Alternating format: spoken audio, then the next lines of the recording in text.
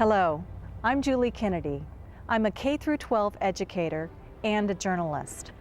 If you are new to Southern Oregon, the city of Central Point may simply appear as a short stop amidst the cluster of cities that make up this region. But for those of us who've called this place home for generations, Central Point's history is full of many interesting events and truly colorful characters. Today, Central Point is still recognized as a special place to raise a family and a place where people can take part in building a community. Let's take a look at how Central Point established its place on the map and how the people who live here continue to maintain small-town values while moving into the 21st century.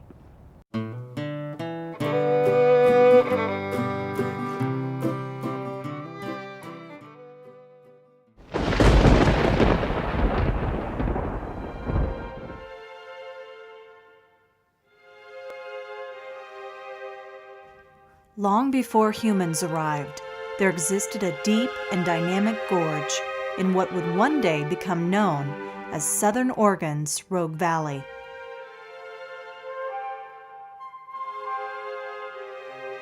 Steep wooded hills and two striking volcanic plateaus framed the valley's floor that consisted of a majestic river, trees, brush, and other flora that covered the landscape. Creatures of all sizes who swam, flew, and wandered the countryside shared this vast region.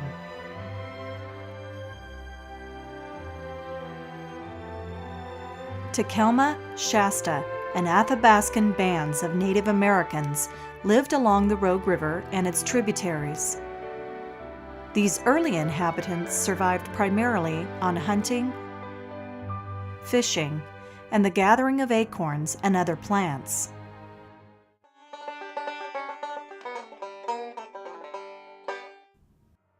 The Native Americans' simple way of life changed forever in the early 19th century with the intrusion of Euro-Americans passing through the region, trapping furs, mining, or pioneering. An ancient trade route was carved through the middle of the valley, which came to be known as the Oregon-California Trail. In 1826, Peter Skeen Ogden was one of the first white men to use the trail while traveling to Southern Oregon. The southern part of the Oregon Trail was later called the Applegate Trail. 20 years later, pioneers such as Levi Scott and Jesse and Lindsay Applegate developed an alternative southern route to Oregon directly through the Rogue Valley. By 1851, the first appointed Indian agent, Alonzo Skinner, arrived in the Rogue Valley. Skinner was also the first white settler to file a donation land claim in the area. Skinner was a well-educated man who had previously spent time as a prosecuting attorney and a judge. He chose his original camp along Bear Creek in the shadow of the Table Rocks. This area is now known as Central Point. At the time, there were only a handful of brave, hardy white men living in the harsh, isolated landscape. Skinner Butte, named after Skinner himself, is today called Roxy-Ann Peak. Folks began to move to the area as a result of Skinner's presence and his positive effect on the local Indian tribes. Pioneer families became more confident in their ability to live safely and at peace with the native inhabitants. However, the peaceful coexistence didn't last long. Some of the residents treated the natives poorly. The Indians became resentful and began to retaliate. In 1852, a group of white miners provoked some local Indians, and a deadly fight broke out. Alonzo Skinner attempted to calm both sides, but unfortunately, more than a dozen natives were killed. The war was on. Although Alonzo Skinner continued to encourage peace between the Native Americans and the whites, some settlers wanted nothing to do with a quiet existence. Unfortunately, the war against the Indians continued for several years, resulting in more deaths for both sides. In the midst of the Indian Wars, there was another distinguished settler who resisted the anti-Indian mindset common amongst many of the settlers. Isaac Constant grew up in Illinois and was a friend of Abraham Lincoln. He arrived via wagon train on the Oregon Trail and set out to grow an abundance of potatoes and other vegetables along with wheat and oats. During a particularly severe winter, Constant could see the Indians were starving, and he offered to share a significant amount of food with them. As a result, when the native people of the valley went on the warpath, they left Constant and his family alone. Instead of warring with the Indians, Isaac Constant found a new way to find peace, with food rather than guns. Given the fragile peace agreement of the Native Americans and the ever-growing number of settlers, life remained pretty much the same. Soon that would all change with the discovery of gold in Southern Oregon. Gold was a powerful attraction.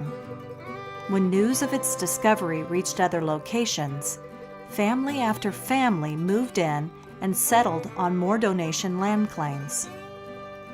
Soon the white settlers began to slowly outnumber the natives. In 1856, the Indians were moved to the Grand Ronde and Siletz reservations. As more land became available, families with names such as Hopwood, Rice, Plemmel, Risley, and Magruder came from across the country to put down roots in the valley. Many of these families maintained a presence in the area for generations to come. The Magruder family contributed significantly to the development and growth of Central Point. They opened a post office and a general store in the middle of town that became a gathering place for Central Point residents and travelers alike. U.S. currency was very rare on the western frontier, and the time came when gold dust, bartering, and trading wasn't a popular form of exchange. Theophilus Magruder co-founded the Oregon Exchange Company and created a mint to produce $5 and $10 gold coins. These coins were referred to as beaver money and were used as the new form of monetary exchange in Southern Oregon. In the early days, Constantine Magruder was the owner and holder of trust of the entire town. Today, on the southern border of Central Point, there is a street called Beale Lane, named after another important pioneering family in the area. The Beale brothers, Thomas and Robert, arrived in the valley riding on a mule train over the now legendary Oregon Trail. The trip took just 78 days, which at the time was an all-time record. The Beale brothers were known as the best farmers in the valley in the latter part of the 1800s. In 1863, Robert Beale built a new home in the area, and shortly thereafter planted a small black maple sapling in the yard. The tree is standing today as one of the largest black maples in all of America. It was named an official state heritage tree in the summer of 2009, and it is a living reminder of time gone by. Robert Vinton Beale, born in 1878, grew up in Central Point. His parents noticed his gift for music early on and encouraged him to perform whenever he could. Tragedy struck when Robert, affectionately called Vinty, was 11 and spinal meningitis left him totally deaf because both of his eardrums burst. For a long time, Vinty was inconsolable and refused to adjust to his silent world. With his parents' encouragement, he discovered he could use art to communicate, and eventually he won awards for his efforts. In the 1890s, he was sent to Salem to learn lip reading and went on to graduate in 1897 from the University of Oregon. Later, he moved to Illinois to learn photography, which he mastered because of his artistic eye. When he moved back to Oregon, he opened a photography studio while also working his father's farm and orchards. When Robert Vinton Beale died, he bequeathed a large sum of money to the University of Oregon. Today, students and music lovers enjoy melodies that Robert himself would not have been able to hear, thanks to the purchase of an impressive organ that is a beautiful fixture in Beale Concert Hall at the university. Historians believe that Isaac Constant, the settler who was known for living in peace with the natives, named Central Point. The name stood for a centrally located place on the map, where the north-south Indian Trail intersected with a county east-west road running through Sam's Valley all the way to Eagle Point. Settlers hoped this intersection in the middle of the valley would one day become the heart of industry and society, but it remained rather small, even with advances in transportation. By 1882, the Oregon and California Railroad Company became a reality, and plans were laid out to bring rail through the middle of the valley. Folks living in Central Point assumed the train would go right through their area. After all, the town was called Central Point. But alas, the tracks missed Central Point by a half mile. So if the railroad didn't come to them, Central Point came to the railroad. Soon after it arrived, several key landowners arranged to survey, plat, and map the town to include this exciting new mode of transportation. Central Point established its place on the map and was recorded in the summer of 1885. Central Point was officially incorporated in 1889, and a city was born. During the latter part of the 19th century and the early part of the 20th, the economic vitality of the valley was directly linked to what grew out of the ground. The local economy thrived on timber and agriculture. The plentiful supply of timber allowed for the construction of 22 new buildings in Central Point during 1886. In the years to come, the people of Central Point and surrounding areas grew more produce and milled more lumber than they could possibly use. So the extra resources were shipped across the country and placed on ships sailing to Europe. Between 1905 and 1912, there was an orchard boom in the valley, making Southern Oregon famous for its legendary pears and apples. There were other variables during those years that directly affected the development of Central Point. One of the biggest variables was that the city of Medford and other larger communities in the area embraced economic and industrial opportunities. Some historians might suggest that this was detrimental to Central Point. Yet there are others who would say that those early residents of Central Point knew exactly what they were doing by declining those opportunities. In the long run, they helped to preserve the city's sense of community and livability, making it a town that is abundant with interesting life stories. There aren't many people out there who can say they were born in a post office. Even fewer can say that they went on to work in that same post office. Geraldine Mary Tex lived this story. Here's an excerpt from her biography. I was born in 1916 on a snowy Christmas morning in the Central Point Post Office. My parents named me Geraldine Mary, but I've always gone by the name of Jerry. I was born in the post office because my parents lived in the apartment in the back of the building.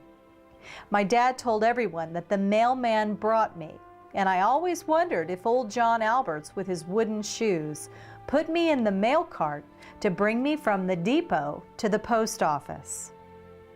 Geraldine's story is just one example of the kind of family story that has been passed down in the tightly woven community of Central Point. In the early days, the change of seasons greatly influenced life in the valley. Spring was for planting, harvesting took place in the fall, and winter was all about survival. The heavy clay soil of the valley floor became a sloppy mud that was referred to as the Big Sticky. This condition caused problems for the people of Central Point, both in terms of transportation and agriculture. The townspeople had to rely on their own innovations to overcome problems like the Big Sticky. The motor car started to replace the train as the transportation of choice. Resources allowed many larger cities to begin to pave their streets and connect to each other with highways. Without the necessary capital for such changes, Central Point would continue to maintain its rural feel until well into the 20th century. Some of the city's present-day residents still remember what it was like in that time. Dirt roads. I mean, there was very little pavement around. It was mostly dirt roads. Eventually, the streets of Central Point did get paved, but local residents ended up footing the bill, foot by foot. We had to pay for them ourselves. The city or nobody, the county, nobody paid. We had to pay so much a foot. And we were on the corner, so we got hit hard because of the corner.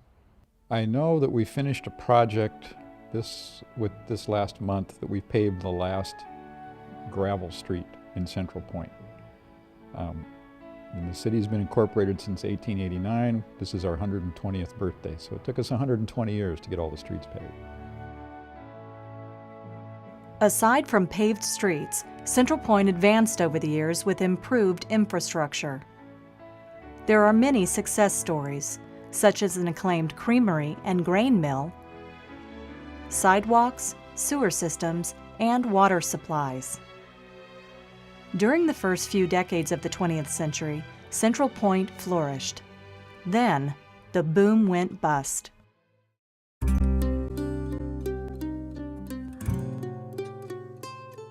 In the fall of 1929, the country's economy dropped to its knees, and the Great Depression began. All of America was affected, and the city of Central Point was no exception. Folks who lived through it remember the hardships all too well. I can remember many days that if I needed shoes to walk to school, or even around here at the house, my mother would cut pieces of cardboard and put in the bottom of them. We didn't have the money to do anything else. It was a tough time for everyone. But the citizens of Central Point helped each other and shared resources, pulling through the harsh years together. I just remember that it was hard times for everybody. If the neighbor needed something and we had it, we exchanged what we had for what they had. If you were hungry and they had something, they'd give you part of it. I mean, it just everybody shared everything. There was no problem with that. As the country and Central Point recovered from the Depression, the war years were just around the corner.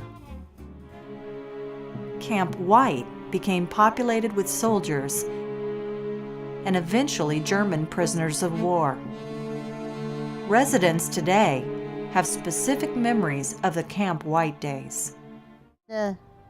Camp White was out here, and there were so many soldiers. They would, and they wanted to mix with the local people because they were lonesome, I suppose. I think during the war, Camp White was very active during the Second World War, as I understand it, and on the weekends they had the soldiers in town. Central Point was closer than Medford's. And they'd come in, and a whole bunch of them, and run up and down the streets, and of course they had their guns, but they weren't, I don't know whether they were real or not, but they were loaded probably. But they'd just pretend like they were taking a town over, and we'd hide behind the building and peek out around the edge of it to see if where they were.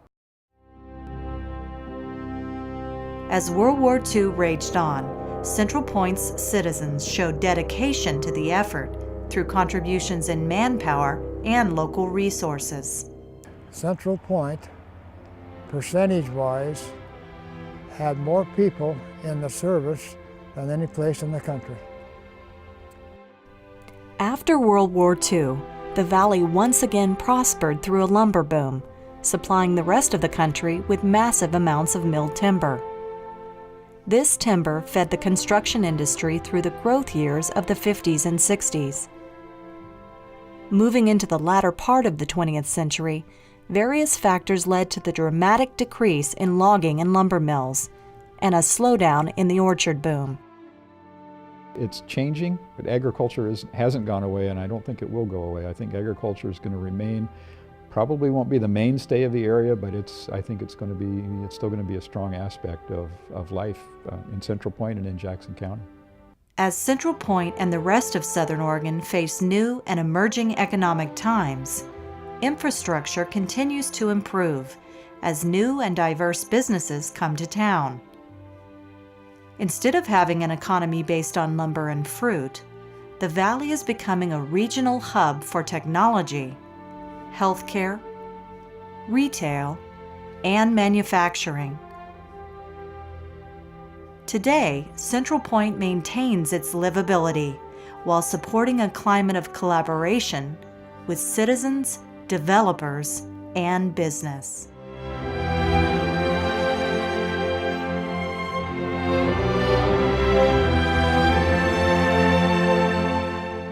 It's going to grow. In my opinion, it's probably the most livable city in the valley as far as the way the city operates. Local developers and builders who've worked with the city of Central Point in the construction of retirement homes, subdivisions, and retail space know the value of partnership. The spirit of innovation that began long ago is still the heartbeat of this area. Older businesses like the Grange Co-op that got its start in Central Point are maintaining success alongside new, up-and-coming businesses.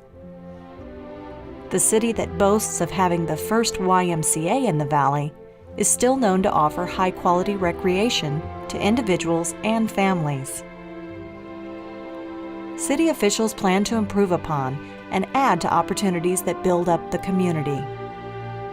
Among these developments are a new park, library, city hall, and the ongoing improvement of streets. I believe Central Point is a very livable town. I think it's just the right size to not have the problems of a bigger city. I know at City Hall we're much more flexible than I hear from other areas around.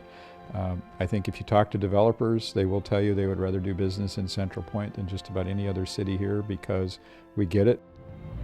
From its humble beginnings as an unspoiled territory to its modern status as a 21st century city, Central Point continues to thrive and is still situated in one of the most beautiful valleys on Earth.